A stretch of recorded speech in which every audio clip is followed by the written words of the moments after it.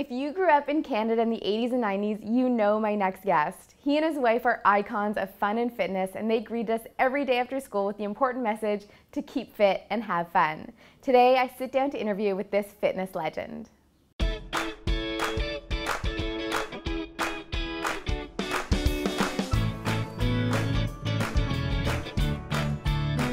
Today is the day.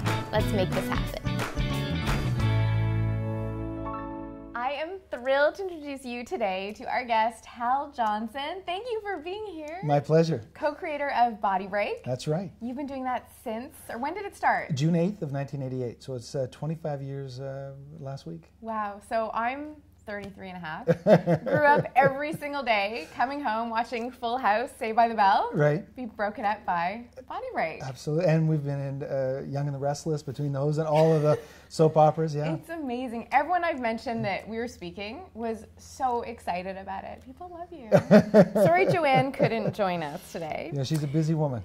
I'm sure you both are. So how did Body Break come to be? Well, it really came to be because not out of a fitness idea, but more so from an idea that I wanted everybody to live, work, and play together. Yeah. So I got this concept that I was doing some acting and so forth, and this I was doing a thing out in Woodbine Racetrack, and I had a girl next to me, and then there was a guy on the other side of them. And this was on June 8th of '88. And this girl, she was blonde, very pretty, and we were all cheering. Then I noticed the director said to the assistant director said to the director, switch them. So they switched the white male and the white female. And I asked why later, and they said, well, they didn't want to have me next to the white female because being black and she being white, they didn't want us to think that we're together. So I went home from that and I thought, what could I do to show that we can all live, work, and play together? It doesn't matter what our race is, what our physical limitations might be. We can all do that. So that's where the idea spawned from. Yeah. And we've been doing it ever since. So in the last, 25 years since you started doing this, we've seen in the education system, the physical health education virtually disappear, increase in childhood obesity and these epidemics of disease. How have you observed that? Like I feel like with the work you're doing, it's like, oh guys, no, don't cut that. No, I don't really think, and it might surprise people, is that I don't really think it's the school's responsibility to get your kids healthy. Yeah. It's your responsibility as a parent. So if you're not going out with your kid after school and running and feeding them the right foods, it's up to you. I look at the school; it augments what your child should be doing. Right. They've got to read. They've got to do other things that I'm not going to be able to teach her, but I can teach her how to get healthy, and I can teach her how to move her body. And if subsequently, if you move your body as an adult with your kid, you're going to bond more, and you're going to be healthier as an adult. Right. So you worked with Participation. It's getting funded now by Coca Cola. Yeah. Curious your thoughts on that. Well, I think it's the same as the cigarette companies funding the Canadian Cancer Society. Yeah. It really is. I think it's atrocious. And when I tweeted that out, the president of Participation called me and just reamed me out. Was really upset with me.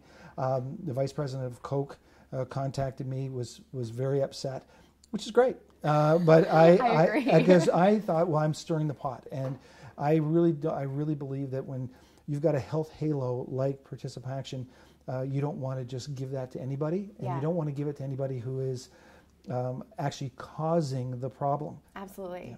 So, what do you think has been, one of the biggest triggers to the decline in physical health of children? Well, I really think it's our society. I mean, whether you've got it on your smartphone or there's a lot of great things that have happened because of technology. Fantastic things. Yeah. On the flip side, we've become lazier. Kids today just don't do nearly as much movement. We as a society don't move as much, and as you would know, being in the nutrition, eating end of things, our portion sizes have gotten so enormous that it's a crime. And so our eyes don't realize that our stomachs say, I don't need that much. It's gone from, when you think about Coke, using them as an example back, 30, 40 years, you had an 8 ounce. Yeah. Now you have a liter. Yeah. You go to... You have to run for an hour just to break even on what you had. Right. I mean, that's really the crime of things. So in saying all that, where do you think the responsibility lies? Is it in the parents? Is it in Well, I think Media? I think everyone plays a role. Parents play obviously the first and foremost role, but what the government plays a role. I think there should be a lot more funding for the government. I think tax. You should be, all your activities should be tax free.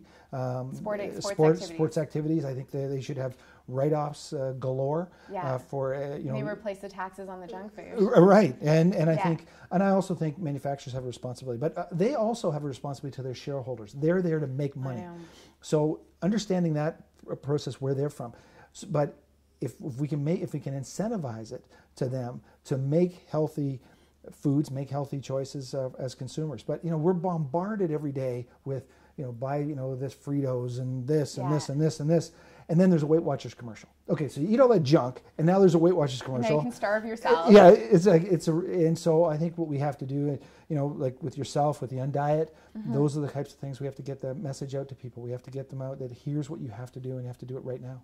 So do you and Joanne get recognized when you go out?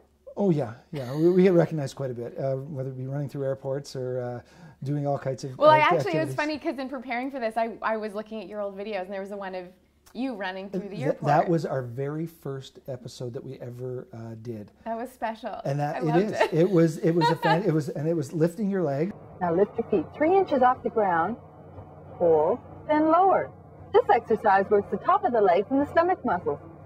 Just what you need, Hal. That's amazing. Yeah. So what do you think is going to be next for you two? There's a lot of exciting things that are going on. Things will be announced in basically at the end of June. Doing a lot of promotional things. We really think there's a lot in health that we can do, a lot to motivate people, but there's and make it as simple as possible. So we're very excited about what we can do for the next 25 years. Amazing. Well, thank you so much for joining me. My pleasure. We can follow Hal and Joanne at Body Break on Twitter. Yeah, you can go bodybreak.com. And until next time, keep fit and have fun. Can I say it with you? Sure. Can we look right in there and say it together? Sure. Well, until next time, keep fit and have fun.